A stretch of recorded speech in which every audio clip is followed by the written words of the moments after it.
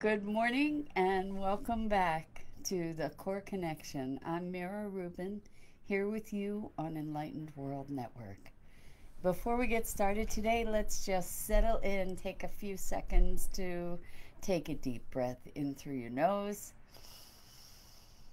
Hold it, feel your lungs fill up. Imagine all that oxygen coursing through your body, and then exhale and release any tension in your neck and your shoulders and your back. And let's take another deep breath in.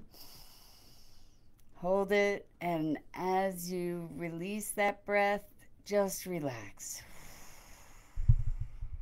And bring yourselves here, present right now.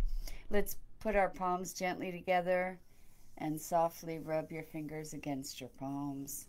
Feel the tingling in your fingertips. Feel the tingling in your palms. And welcome. Let's bring ourselves to being present to our bodies and right here, right now. Good morning, Julie Kiss from New York. Welcome. So glad to have you here today. Today's topic is an expansion of something that I've already spoken about. I've been doing meditations from Joe Dispenza. If you haven't checked out Joe Dispenza, check out Joe Dispenza. He's got a bunch of books. One is called Breaking the Habit of Being Yourself. Another one is called Becoming Supernatural. And another one is called You Are the Placebo. And what he's all about is tapping into our unlimited capabilities. And one of the things that he says is that we are gods in the flesh. In other words, we have unlimited creative potential. And this is my area of absolute passion. Is what is the nature of consciousness and being. And he addresses that and has been doing a lot of research with all the trainings that he's doing where he gets brainwave functions and heart patterns and all kinds of other wonderful information that is connected with altered states of consciousness and expansion of awareness. So good morning, Robert Dosa, and good morning, Enlightened World Network. So that's Sue and Dido. Thank you guys so much for being here. Anyway, I've been doing these Joe Dispenza meditations, and in one of his meditations, he asks questions, and those questions elicit a response that we get to meditate on. And one of the questions is, what would it feel like or be like to have all your needs met? And this led me to a revelation, which was the topic of another one of these conversations, which was that I recognized I had an identity of suffering, and that suffering can't coexist with sufficiency or with having all your needs met. So I've been thinking more about what it means to have all your needs met and how I was holding that. And I recognized that even the way I was holding the notion of having all my needs met was coming from a place of lack. Because as I was thinking about it, I was thinking about it in the context of having enough food to eat, having enough money to buy the things I needed, having a roof over my head, the fundamental needs, right? Food, shelter, and health, which is also a great thing. And then I started thinking a bit more broadly to, well, what about the need for passion and purpose? And what about the need for creative expression? And what about the need for expanding into the fullest expression of myself? And the idea that we can go beyond the basics, that we really do have a need in our lives to come into full expression. And what would that look like? And so I want to discuss that with you today. So Scarlett Peterson is here from London. Welcome. This is great. So let's look at what our needs are to thrive, not just survive. And it's so interesting to me that coming from an attitude of abundance and sufficiency, I was limiting my perception about what what my need, these needs that I want to have met are. And I think instead of focusing on a need to survive, what about a need to thrive? And also defining this thrival on not on material things so much as on an experience of richness and abundance and joy and enlivenment in life. So today, I just want to invite you to look at what are the needs that you have that, if they were met, your life would be so completely enriched. Not just surviving, not just having your fundamental, basic, most basic needs, but to elevate what our experiences of ourselves as human beings, to include our potential, to include our possibility, and that one of our fundamental needs is to have a full expression of that possibility and capability. And so the need to love fully, the need to enjoy and connect with nature and other people, and the need to receive and express love, and the need to uh, personal self expression and creativity. And what other kinds of needs do we have in the world? The need to discover and explore new things, the need to expand our awareness, to expand our experience, to relish our experience, to be connected, to be experiencing a sense of inner freedom and joy. And I know I said passion, but for sure, passion for living, passion uh, for evolution. And so I really, I'm curious to know if you guys want to add some things into the chat. I'm really curious to know what kinds of needs you've defined for yourself, because I think we, I, I'll speak for myself. I have tended to limit my scope around what's possible, and without even realizing it, without even realizing that I imposed certain constraints on my imaginings, even though I tend to think outside the box and challenge notions of what's possible to a degree that most people, well, that many people have thought I'm nuts. But by challenging our notions of what's possible, we get to create the impossible, because we do get to create it.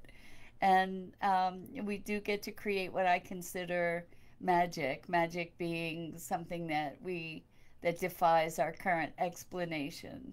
But I I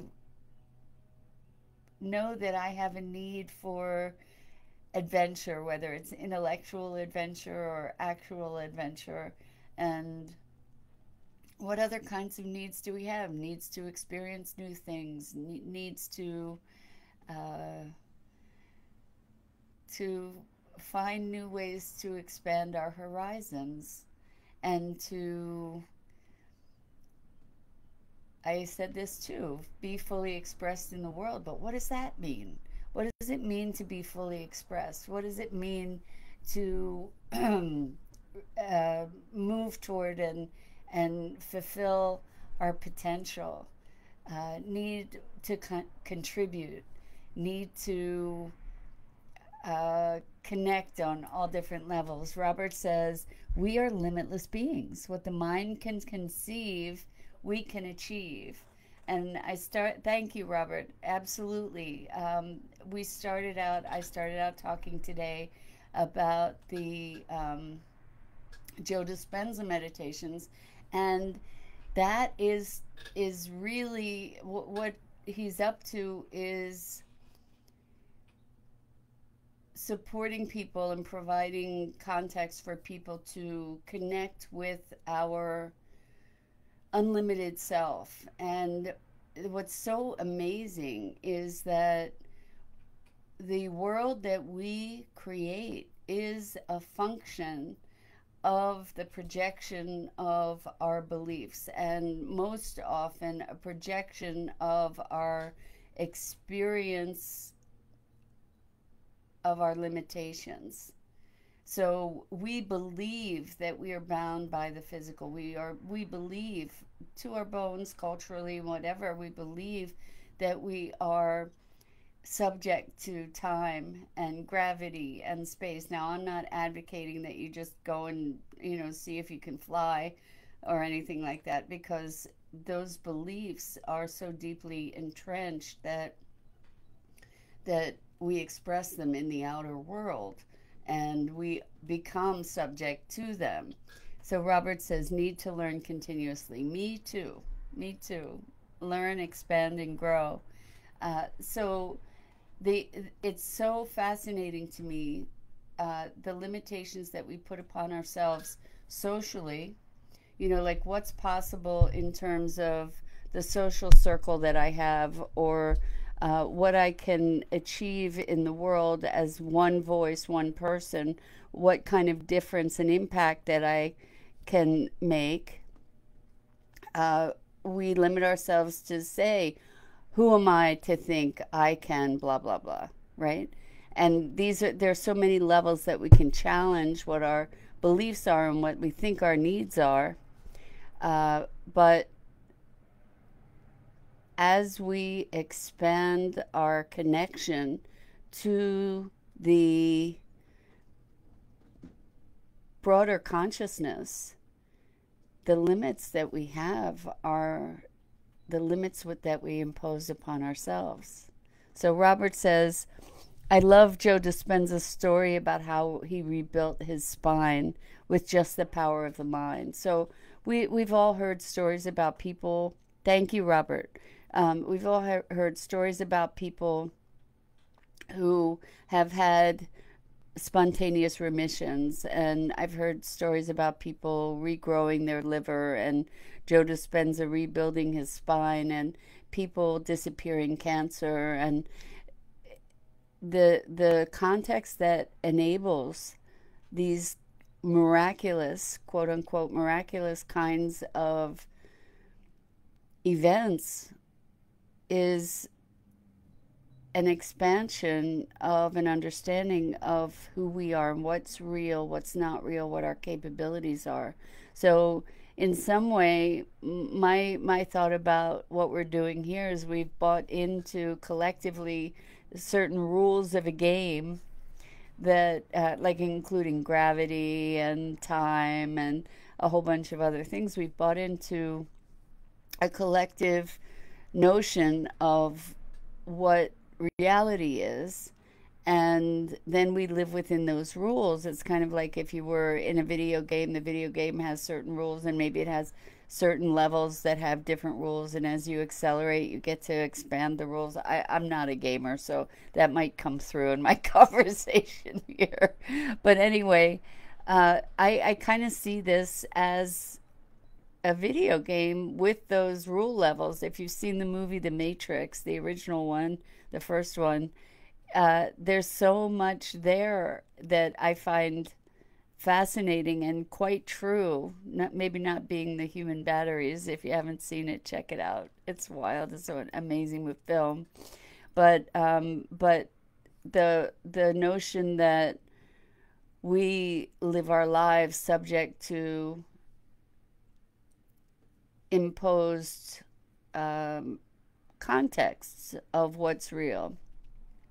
Scarlett says, just like the Matrix. Yes.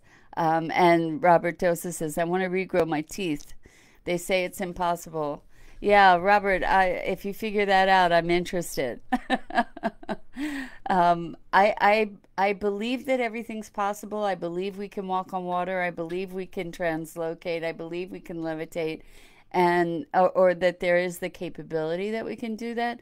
I haven't tapped it yet, but that's kind of my intention for uh, one of the needs that I have in this life for myself is the need to explore making the impossible possible.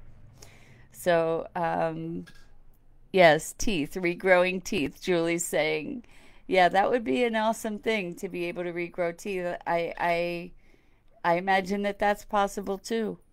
Uh, there's so much available when we let go of our attachment, or even imagine letting go of our attachment to what we believe is real and what we believe is the nature of being. Now, that said,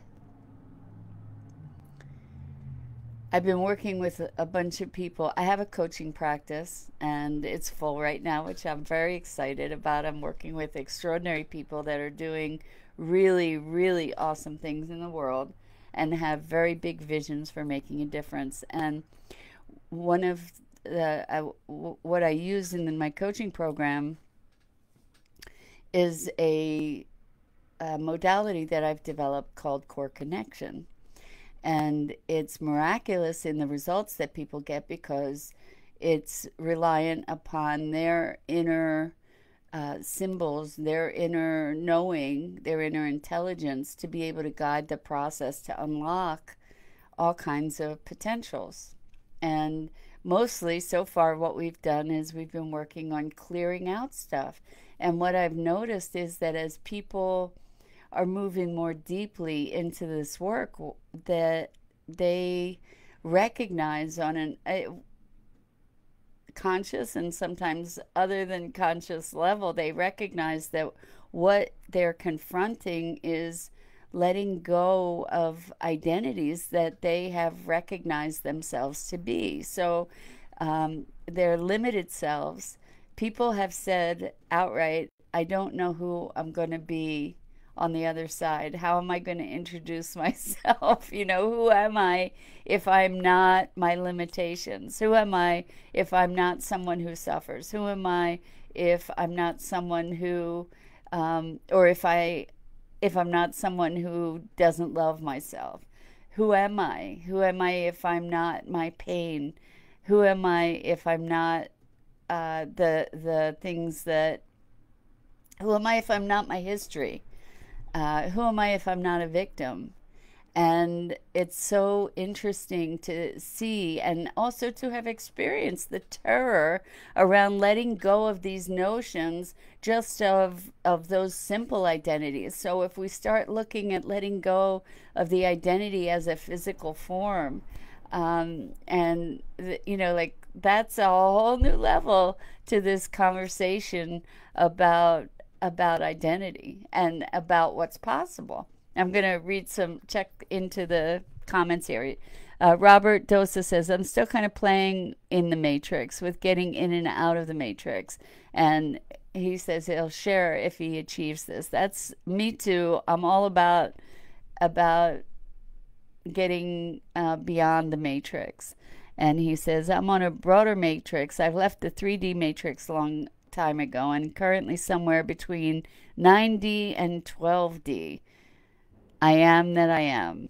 Yes. Well, I think that as a collective, humanity is moving more rapidly toward that kind of expansion where we really get to experience our supernatural capabilities. And we witness that in healing. We witness that in the things that we're able to create in the world with the immediacy that we're able to create in the world. It's pretty fascinating stuff. So this whole conversation started out by talking about what our needs are. What would it look like to have our needs met?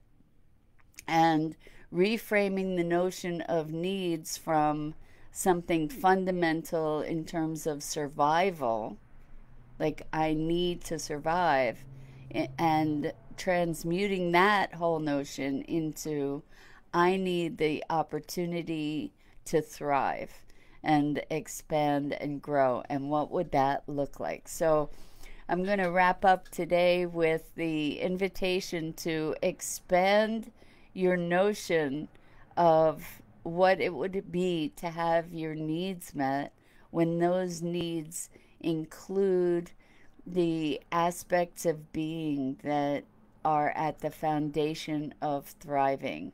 So I need joy, I need beauty, I need passion, I need constant learning, I need full expression. Like these are needs to also have met and to step into the the sufficiency and the wholeness that encompasses all those aspects of life and living and possibility.